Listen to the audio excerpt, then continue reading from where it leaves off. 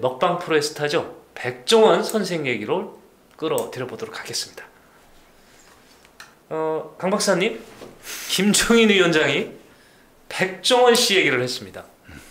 초선 의원들하고 모임에서 얘기를 했다고 그러는데 대선 후보로 백종원 우리 방송인을 불러 세운 것 같습니다.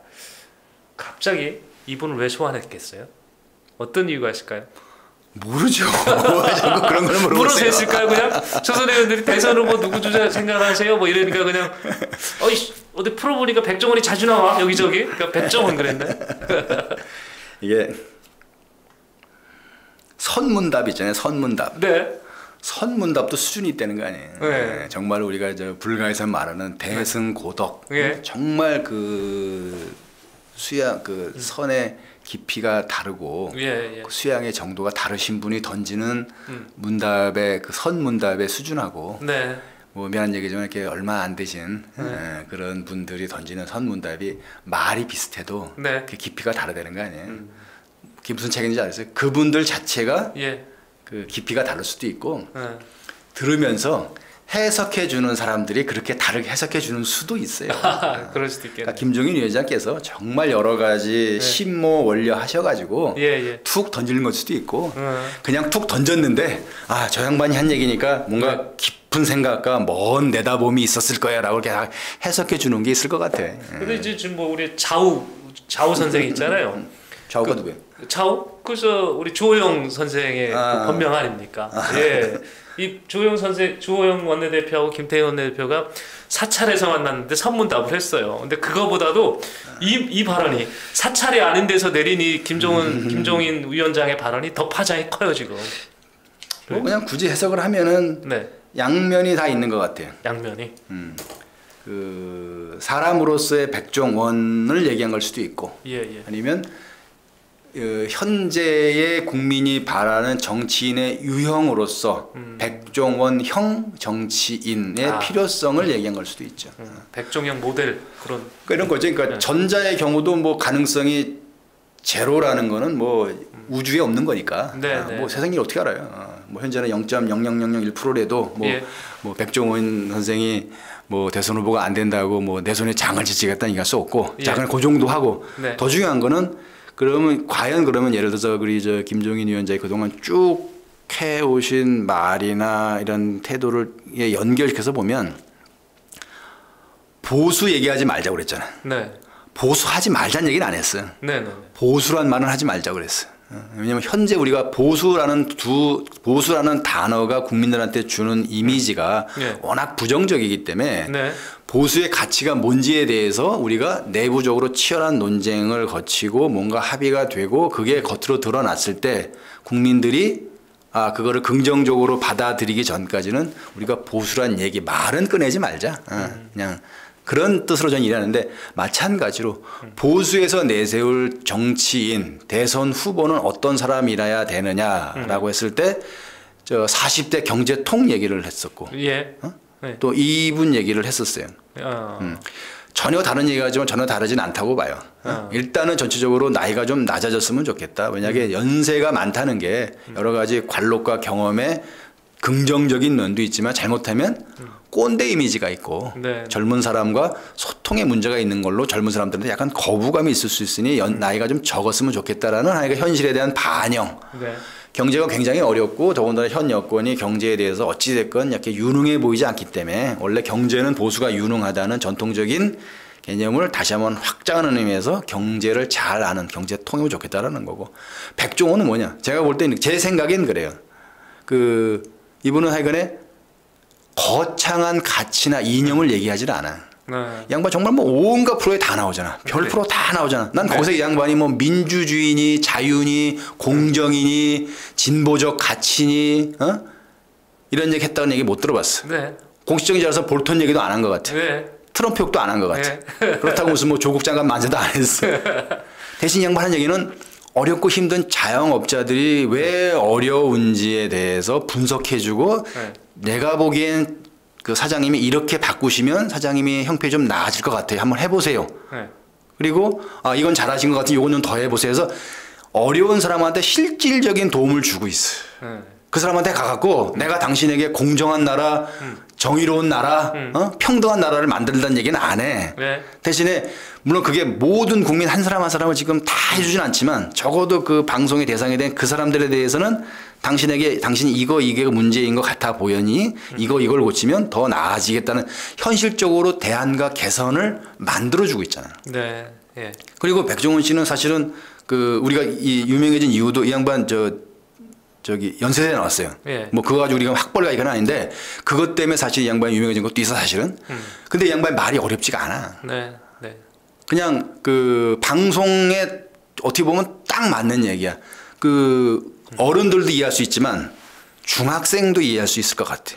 원래 중학생들이 이해해야지 그게 그 방송 멘트가 사실 국민에 대한 그 눈높이에 맞는 말이라는 거잖아. 이 양반 말이 어렵지 않아. 무슨 얘기냐? 그 평범한 국민들과 소통하는 능력이 있는 거야. 네. 그리고 그래. 가끔은 본인이 막 화도 내지만 네. 본인이 막 끌고 가지는 않아. 제가 볼 때는. 해봐요. 아유, 나는 설탕을 좋아하지는 않는데 그래도 아유, 이 정도면 뭐 100명이 먹는 거 이 정도면 설탕 많은 거 아니요. 뭐 이래가면서 그냥 자기를 조금 낮춰가면서 자기 주장을 다 관철해내. 이게 말이야 설탕 이 정도 들어가지 않으면 안 돼. 알겠어요? 알아? 설탕 들어가야 되는 거 알아? 몰라? 이렇게 얘기 안 한다고. 아이고 설탕을 제가 원래 안 싫어하는데 제가 설탕 좋아한다고들 뭐라 그러대요. 근데 100명이 먹는 거니까 이 정도 들어가도 괜찮아요. 이렇게 좀 심하다 내가. 이런 식으로 하면서 설탕 다 넣어. 그러면서 자기가 설탕 많이 넣는다고 비난하는 것도 슬쩍 넘어가. 어쩌면 지금 국민들의 반응이 그럴 수도 있어요. 너 왜 설탕을 그렇게 많이 넣어? 그러면 내가 설탕을 뭘 많이 넣었어? 이런 식의 싸움이잖아 지금. 우리 조금 전 얘기도 그 얘기잖아. 뭐 그래. 돌아가리라 하면서 윤석열 특검해 주세요 하는 거에 지쳐 있다고 사람들이. 그러면서 보면은 이 백종원식 커뮤니케이션이 우리 국민한테 지금 편해. 그게 반증이라는 게 그 뻔히 겹치기 출연인 거 알면서 모든 방송에서 모든 케이블에서 또 왜 자꾸 백종원을 데려가겠어. 그게 먹힌다는 얘기야. 사람들이 거기서 뭔가를 도움을 얻고 위로를 받는다라는 반증이야. 나는 김종인 위원장 얘기한 게 그거 지점이라고 봐요. 그러니까 백종원 개인을 우리가 대선 후보로 만들어 보자라는 가능성보다는 앞으로 우리가 찾아내서 그 대선 후보로 나갈 때 이런 사람이면 어떻겠냐라고 그것도 초선인들한테 던진 거야. 근데 나는 지금 그런 안타까운 게 물론 이제 뭐 언론이건 뭐 정치인이건 이제 밥 먹고 살아야 되니까 일용할 양식이니까 막 뜯어 먹는 건데 그 얘기는 별로 안 나오고 야 갑자기 왜 백종원이냐 그러니까 또 기자들이 쪼르르 가가지고 백종원 씨한테 가서 우리 김종인 위원장이 저 당신을 대선으로 해대는데 뭐 생각 있으세요?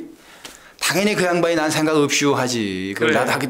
그러니까 그 수준인 거야 내가 볼 때. 정말 내가 욕은 할 수는 없고. 그러니까 과연 나는 저 김종인 위원장을 지금 저 일부러 뭐 칭찬 좋게 방향을 하는 게 아니라 나는 그 양반이 던지는 그 스타일에 대해서 우리가 조금만 볼 필요가 있다고 봐요.